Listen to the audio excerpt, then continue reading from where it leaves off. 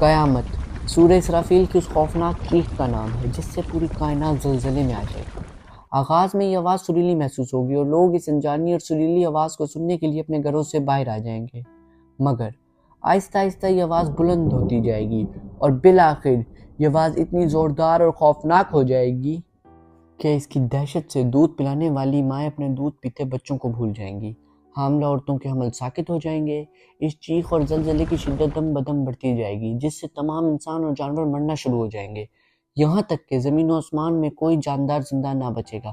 زمین پھٹ پڑے گی، پہاڑ دنی ہوئی روح کی طرح اڑتے پھریں گے، ستارے اور سیارے ٹوٹ ٹوٹ کر گر پڑیں گے اور پوری کائنات موت کی آغوش میں چلی جائے گی۔ مگر قیامت کا یہ دن یکا یک نہیں آئے گا، بلکہ اس سے قبل کچھ نشانیاں دنیا میں رونما ہوں گی۔ یہ نشانیاں اللہ اور اللہ کے رسولوں نے اپنی اپنی امتوں کو بتائی۔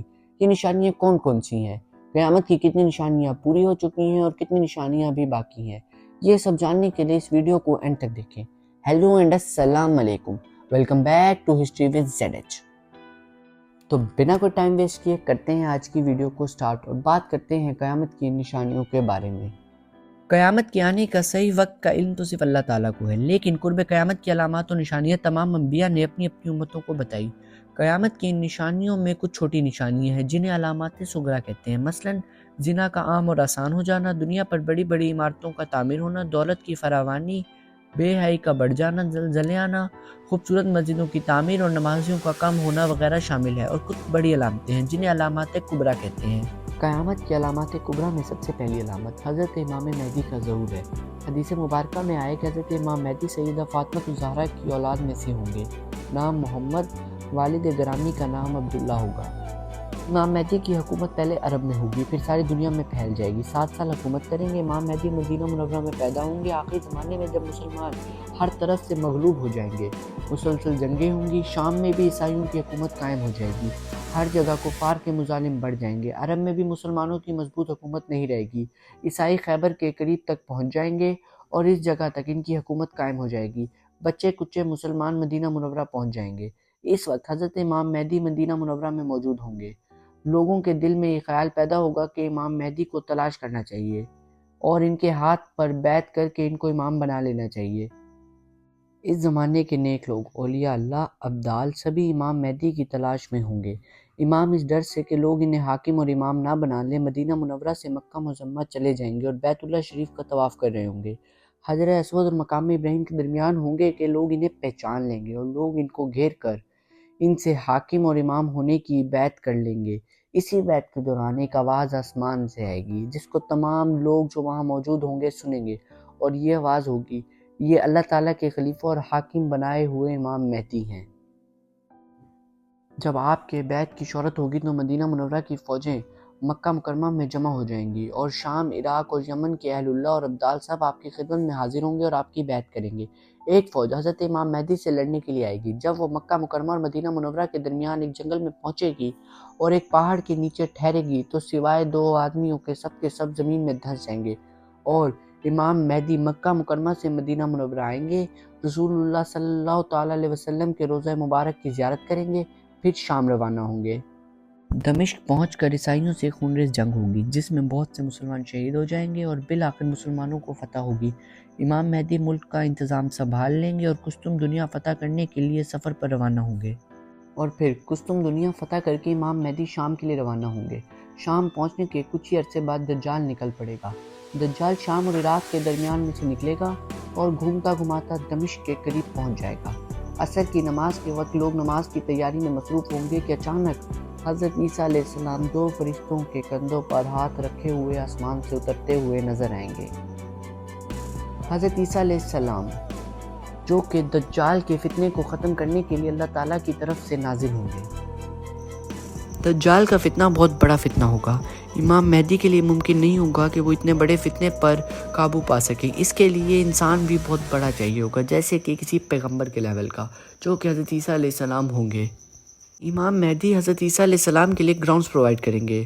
بالآخر جب حضرت عیسیٰ علیہ السلام نازل ہوں گے تو لیڈرشپ ان کے حوالے کر دی جائے گی۔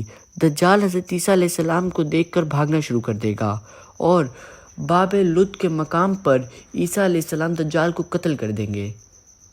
اس وقت روئے ارض پر کوئی کافر نہیں رہے گا، سب مسلمان ہوں گے۔ حضرت امام مہدی کا انتقال 45 سے 50 سال کی عمر کے درمیان ہوگا۔ حضرت عیسیٰ علیہ السلام ان کا نماز جنازہ پڑھائیں گے، بیت المقدس میں انتقال ہوگا اور وہیں پر دفن ہوں گے۔ قیامت کی علامات کبریٰ میں دوسری اور بڑی علامت دجال کا خروج ہے، یعنی کہ دجال کا آنا۔ ہر نبی دجال کے فتنے سے اپنی امت کو ڈراتا رہا ہے۔ حضور اکرم صلی اللہ تعالیٰ علیہ وسلم نے دجال کی بہت سی نشانیاں بیان فرمائی ہیں۔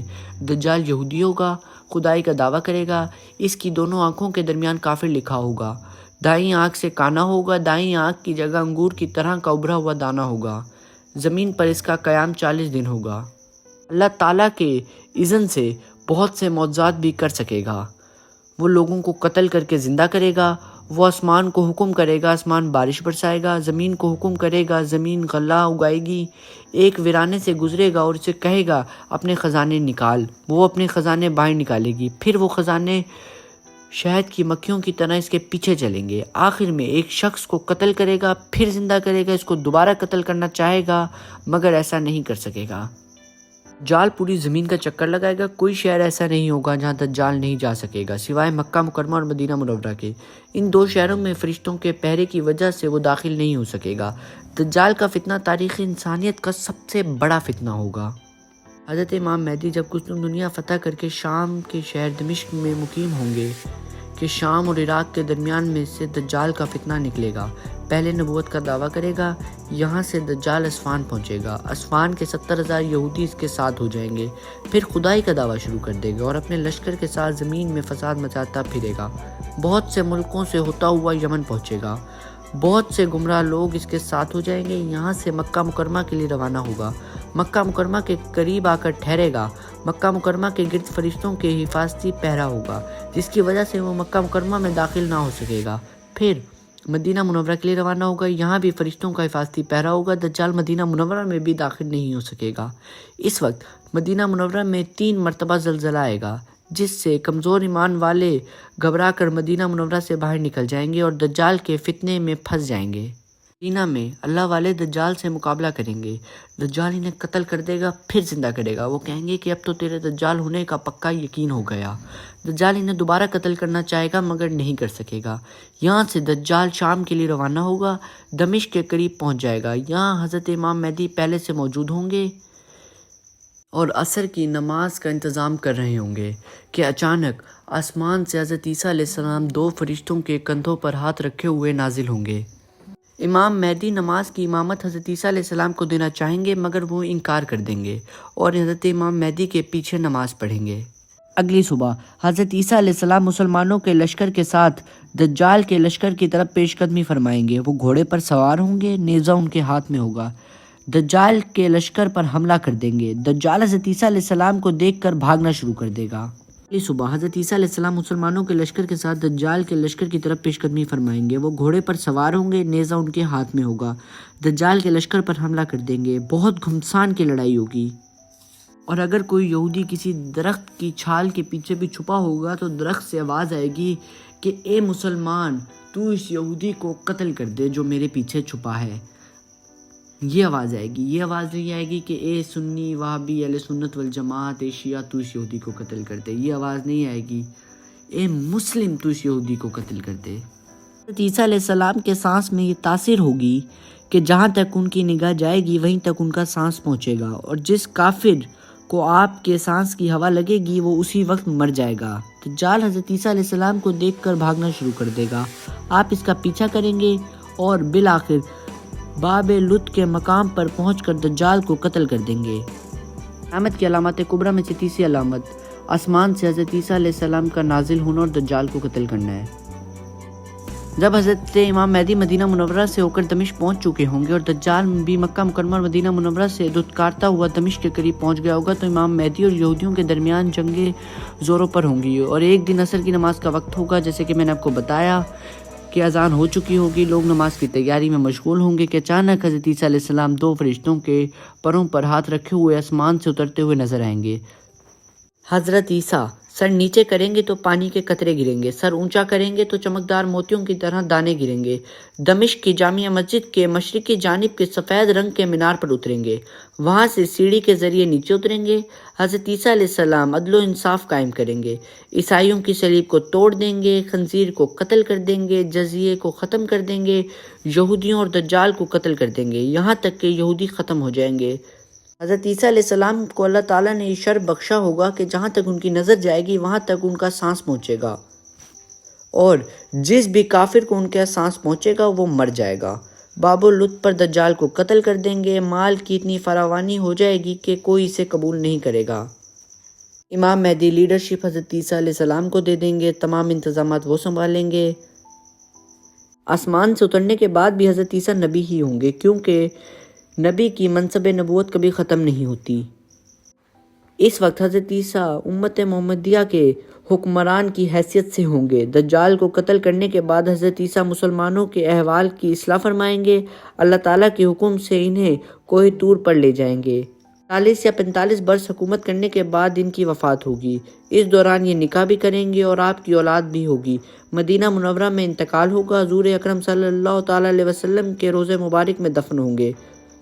کے بعد کوہتان قبیلے کا ایک شخص حجہ حاکم بنے گا، ان کے بعد کئی نیک و عادل حکمران آئیں گے، پھر آہستہ آہستہ نیکی کم ہونا شروع ہو جائے گی اور برائی بڑھنے لگے گی۔ اس وقت تمام دنیا کے انتظامات حضرت عیسیٰ کے ہاتھ میں ہوں گے اور نہایت ہی سکون و آرام سے زندگی بسر ہو رہی ہوگی کہ اللہ تعالیٰ حضرت عیسیٰ پر وحی نازل فرمائیں گے کہ میں ایک ایسی قوم نکالنے والا ہوں جس کے ساتھ کسی کو مقابلے کی طاقت نہیں ہے، آپ میرے بندوں کو کوہ طور پر لے جائیں۔ اس قوم سے یاجوج ماجوج کی قوم مراد ہے۔ یاجوج ماجوج کا ذکر قرآن مجید میں بھی ہے۔ یہ قوم تافس بن نوح کی اولاد میں سے ہے۔ شمال کی طرف بحر منجمد سے آگے یہ قوم آباد ہے۔ ان کی طرف جانے والا راستہ پہاڑوں کے درمیان ہے، جس کو حضرت ذوالقرنین نے تانبا پگھلا کر لوہے کے تختے جوڑ کر بند کر دیا تھا۔ یہ بڑی طاقتور قوم ہے، دو پہاڑوں کے درمیان نہایت ہی مستحکم آہنی دیوار کے پیچھے بند ہے۔ قیامت کے قریب وہ دیوار ٹوٹ کر گر پڑے گی اور یہ قوم باہر نکل آئے گی اور ہر طرف پھیل جائے گی اور فساد برپا کرے گی۔ یاجوج ماجوج آہنی دیوار ٹوٹنے کے بعد ہر بلندی سے دوڑتے ہوئے نظر آئیں گے۔ جب ان کی پہلی جماعت بحریہ تبریہ سے گزرے گی تو اس کا سارا پانی پی جائے گی، جب دوسری جماعت گزرے گی تو وہ کہے گی یہاں کبھی پانی موجود ہی نہیں تھا۔ یاجوج ماجوج کی وجہ سے حضرت عیسیٰ اور مسلمان بہت تکلیف میں ہوں گے۔ کھانے کی قلت کا یہ عالم ہوگا کہ بیل کا سر 100 دینار سے بھی زیادہ قیمتی اور بہتر سمجھا جائے گا، یعنی کہ بہت مہنگا۔ حضرت عیسیٰ یاجوج ماجوج کے لیے بد دعا کریں گے، اللہ تعالیٰ ان کی گردنوں میں ایک ایسی بیماری پیدا کر دیں گے جس سے سارے مر جائیں گے اور زمین بدبودار تعفن سے بھر جائے گی۔